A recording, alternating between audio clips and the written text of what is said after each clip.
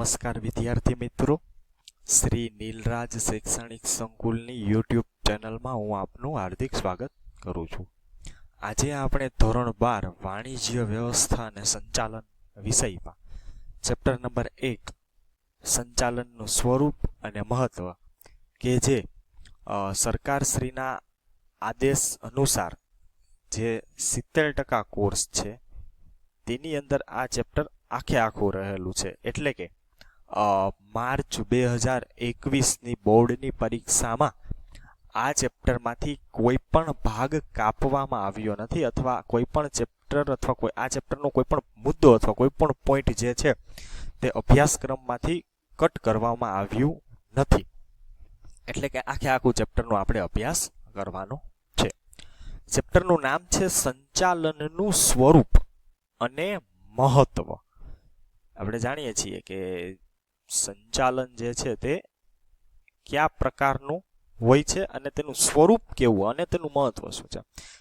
આપણે ધોરણ 11ની અંદર વાણિજ્ય વ્યવસ્થાનો અભ્યાસ કર્યો. ધોરણ 12માં મુખ્ય જે ભાગ છે જે છે સંચાલનનો, વિષયનું નામ છે વાણિજ્ય વ્યવસ્થા અને સંચાલન. ધોરણ 12માં સંચાલન વિશે આપણે ઝાઝી માહિતી મેળવવાની રહેશે. તો તેનું સ્વરૂપ કેવું હશે, એની લાક્ષણિકતાઓ કેવી હશે અને એનું મહત્વ, એ આ ચેપ્ટર આપણે અભ્યાસ કરીશું. જોઈએ પ્રશ્ન નંબર 1, સંચાલનનું સ્વરૂપ અને લાક્ષણિકતાઓ દર્શાવો, એના કેરેક્ટરિસ્ટિક્સ. કયા પ્રકારના લક્ષણો સંચાલનના છે તે જોવાનું છે. પહેલો મુદ્દો, સર્વવ્યાપી પ્રવૃત્તિ અથવા સાર્વત્રિક પ્રવૃત્તિ, એટલે કે દરેક જગ્યાએ જોવા મળતી પ્રવૃત્તિ. તમે કોઈ પણ ક્ષેત્ર લઈ લો, શૈક્ષણિક ક્ષેત્રે સંચાલન જોવા મળે છે, રાજકીય ક્ષેત્રે, ધાર્મિક ક્ષેત્રે, લશ્કરમાં, સૈનિક ક્ષેત્રે, કોઈ પણ જગ્યાએ સંચાલન ખૂબ જ અનિવાર્ય છે. સંચાલન વગર કોઈ કાર્ય થઈ શકે નહીં.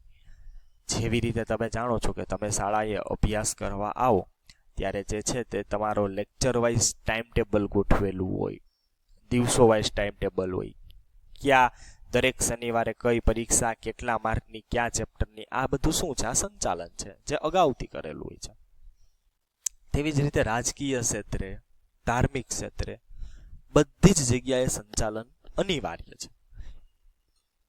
નિર્ણય પ્રક્રિયા, સંચાલન એક નિર્ણય પ્રક્રિયા છે, કારણ કે તેની અંદર નિર્ણયો લેવાના હોય છે. દાખલા તરીકે સંચાલનના ઘણા બધા પાસાઓનો અભ્યાસ કર્યા પછી અંતે તો કોઈ એક ચોક્કસ નિર્ણય ઉપર આવવું જ પડે. ફોર એક્ઝામ્પલ, તમારી સ્કૂલમાં જ આપણે લઈ લઈએ એક્ઝામ્પલ, તો સમગ્ર ચર્ચા વિચારણાના અંતે નક્કી કરવામાં આવે છે કે આ શનિવારે અથવા આ આપણે એક્ઝામ આટલા માર્ક્સની આવી રીતે લેશું. આ શું થયું? એક નિર્ણય થયો કે આ નિર્ણય લીધો. માનવીય પ્રવૃત્તિ, એટલે કે જેમાં માનવ, જીવંત વ્યક્તિ ઇન્વોલ્વમેન્ટ હોય, એટલે કે તે તેની સાથે સંકળાયેલો હોય. સંચાલન જે છે તે માનવ દ્વારા અને માનવીય માટે થતી પ્રવૃત્તિ છે. હેતુલક્ષી પ્રવૃત્તિ અથવા ધ્યેયલક્ષી પ્રવૃત્તિ. સંચાલનની પાછળ કોઈકને કોઈક હેતુ, કોઈકને કોઈક ધ્યેય રહેલું હોય છે, જે ધ્યેય સિદ્ધ કરવા માટે સંચાલન જરૂરી છે. વિજ્ઞાન, કળા અને વ્યવસાય.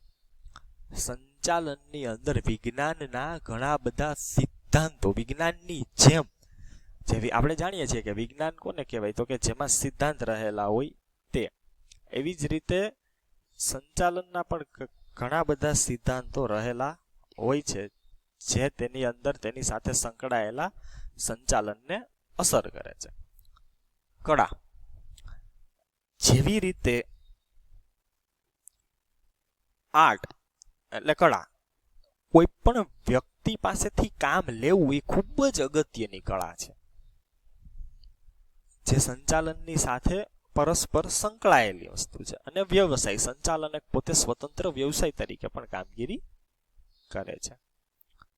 જૂથ પ્રવૃત્તિ અથવા સામૂહિક પ્રવૃત્તિ. આપણે જાણીએ છીએ કે જ્યાં એક કે બે વ્યક્તિઓ હોય ત્યાં સંચાલન શક્ય નથી. હા, બે વ્યક્તિમાં કહી શકાય કે ભાઈ સંચાલનની થોડી ઘણી એક વ્યક્તિ બીજા વ્યક્તિ, પણ સામાન્ય રીતે સંચાલન જે છે તે જૂથ પ્રવૃત્તિ છે, સામૂહિક પ્રવૃત્તિ કે જ્યાં એક કરતાં વધારે વ્યક્તિઓ હોય. અને છેલ્લું છે સતત ચાલતી પ્રવૃત્તિ. એવું નથી કે ભાઈ સંચાલન આજે અમલમાં આવ્યું તો હવે 2 દિવસ પછી કરશું, 3 દિવસ નહીં, સતત ચાલતી પ્રવૃત્તિ છે. એક નવો ધ્યેય નક્કી કર્યો, એ ધ્યેય પાછળની વિચારણા કરી, નિર્ણય કર્યો, અમલમાં મૂક્યો, ફરીથી બીજો નિર્ણય કર્યો, સતત ને સતત ચાલતી પ્રવૃત્તિ છે. તો વિદ્યાર્થી મિત્રો, આ પ્રશ્ન તમને પરીક્ષામાં 2 અથવા 3 માર્ક્સમાં પૂછાઈ શકે કે સંચાલનની લાક્ષણિકતાઓ જણાવો.